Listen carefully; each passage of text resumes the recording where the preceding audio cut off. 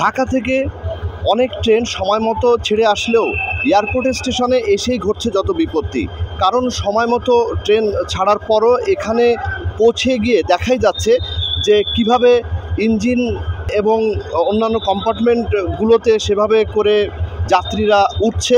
ঈদ উপলক্ষে অনেক নিয়ম নীতিমালার মধ্যে রেলওয়ে চলার চেষ্টা করছে, কিন্তু বলা যায় যে এখানে চেষ্টা করলেও আসলে যাত্রীর চাপ এত বেশি যে তা মোকাবেলা করা সম্ভব হচ্ছে না। কমলাপুর থেকেই যাত্রী একেবারে কম্পার্টমেন্টগুলো ট্রেনের কোচগুলোতে ভরে আসছে এবং সেক্ষেত্রে এখন যেটা দেখা যাচ্ছে যে আমি যখন কথা বলা শুরু করি বা দর্শকদের উদ্দেশ্যে আমি যখন বর্ণনা দেওয়া শুরু করি তার সেই সময় ট্রেনের যে অবস্থা ছিল সেখান থেকে এখন কিন্তু বলা যায় যে পুরোটাই ট্রেনের ইঞ্জিন সহ এবং কম্পার্টমেন্ট যেগুলো দেখা যায় যে যতদূর দৃষ্টি যায় পুরো কম্পার্টমেন্ট ভরে গেছে।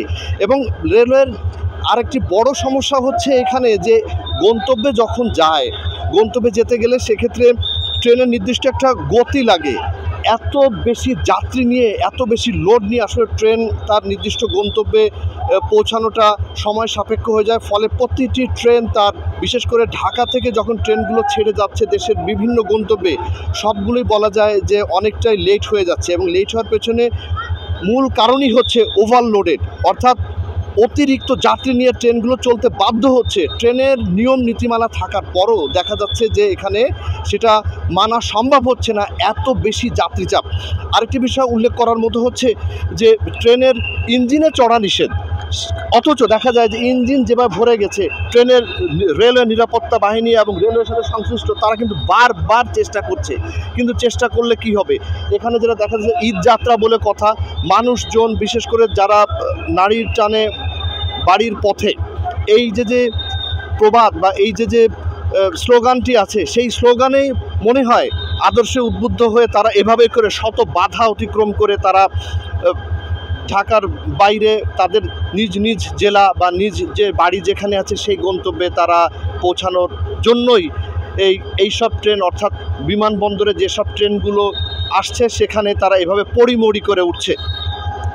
আরেকটি বিষয় উল্লেখ করার মতো হচ্ছে যে এই কারণেই যে রাজধানী কমলাপুর থেকে অর্থাৎ রেলওয়ের যে মূল স্টেশন সেখান থেকে ট্রেনগুলো সময় মতো ছাড়ার পরও এখানে এসেই যত দেরি হচ্ছে এবং মূলত বিমানবন্দর স্টেশন থেকেই হচ্ছে এই দেরিটা শুরু। এর পেছনে মূল কারণ হচ্ছে যে এইখানে ট্রেন তো এমনিতেই তো ওভারলোডেড আছে, যাত্রীতে পরিপূর্ণ, ছাদে পরিপূর্ণ, ভেতরে কেন ছাদেও তিল ধারণের জায়গা নেই এবং এয়ারপোর্ট স্টেশনে এলেই এটা বোঝা যায়। ফলে এখানে যে বিপত্তিগুলো ঘটে বিশেষ করে যাত্রীদের ক্ষেত্রে অনেকের টিকিট থাকার পরও নির্দিষ্ট আসন থাকার পরও তারা কিন্তু সেই আসনেও গন্তব্যে পৌঁছতে পারছে না ভিড়ের কারণে।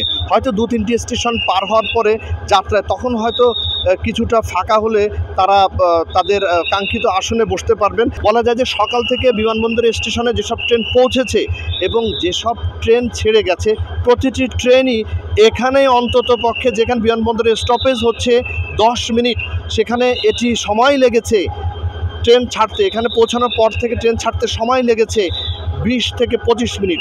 এবং সময় লাগার পেছনে কারণ নিশ্চয়ই আপনারাও দেখতে পাচ্ছেন যে এইভাবে করে যাত্রীদেরকে নামানোর চেষ্টা করা হচ্ছে, কিন্তু এখানে ঈদ যাত্রা বলে কথা, এক পাশে চেষ্টা করছে তারা নামানোর জন্য কিন্তু অন্য পাশে ঠিকই যাত্রীরা কিন্তু উঠে বসে আছে, কজনকে ঠেকানো যাবে এমন একটি অবস্থার মধ্যেই চলছে এই যে ঈদ উপলক্ষে ট্রেন যাত্রা যাত্রীদের। এবং সেখানে কিন্তু স্ক্র্যাচ অর্থাৎ যে একজন ডিসেবল মানুষও যে এই ছাদে উঠেছে সেটাই তার প্রমাণ। ফলে দেখা যাচ্ছে যে কমলাপুর স্টেশন থেকে যে ট্রেনটি সময় মতো ছেড়ে আসলেও বা অল্প কিছু সময় দেরি হলেও বিমানবন্দর স্টেশনে এসে একটি বড় ধরনের গ্যাপের